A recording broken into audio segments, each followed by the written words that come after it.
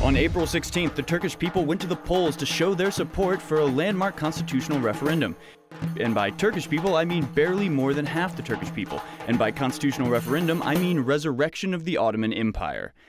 Yes, a minute majority of Turks have bestowed sultan-like powers to Turkish President Recep Tayyip Erdogan. He now has the power, nay, the right, to issue decrees, declare emergency rule, draw up budgets, to appoint ministers and top state officials, to dissolve the parliament, and in general overhaul the entire governance system into an executive presidency model that abolishes the office of prime minister.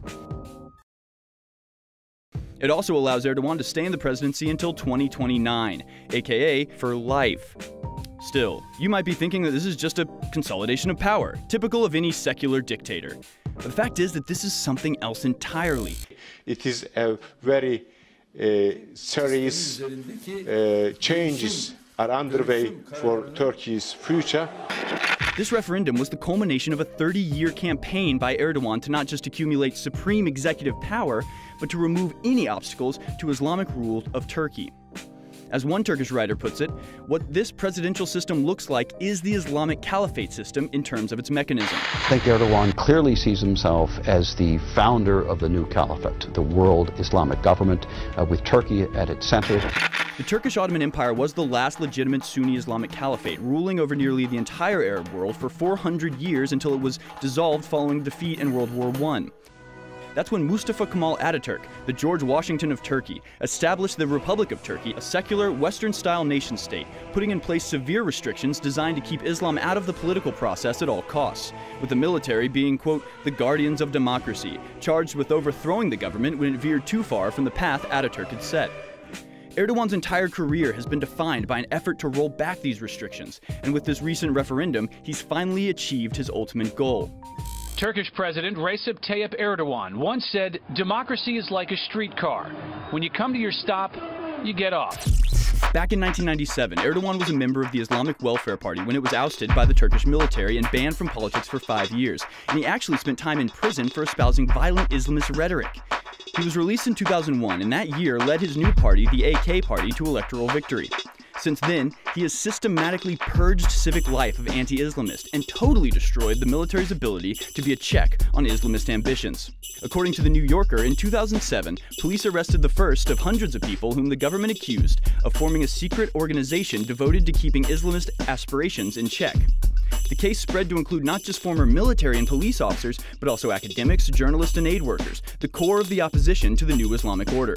In all, some 600 people were convicted, including scores of senior generals in the Turkish military and several prominent journalists. But that was just a light dusting compared to the deep clean that took place in 2016. The military coup d'etat attempt in July of that year was the deadliest in Turkey's history, and the first to have failed. The insurrection was put down, and after he restored order, Erdogan had the excuse he needed to implement the purge he'd always wanted. Over 97,000 public servants were dismissed, and a further 37,000 suspended. Legal action started against 103,000 people, of whom 41,000 are remanded in custody. 158 media outlets were closed, including 60 television and radio stations. More than 150 journalists were arrested, and 10,000 members of the media have lost their jobs, and thousands are awaiting trial for tweets and other social media posts. The end result of this abortive coup was that Erdogan was more powerful than ever, and he had the justification he needed to rid public life of anyone who would stand in his way. It couldn't have worked out better if he'd planned it all himself. Erdogan actually called the coup a gift from God, giving him the tools he needed to create what he called a new Turkey.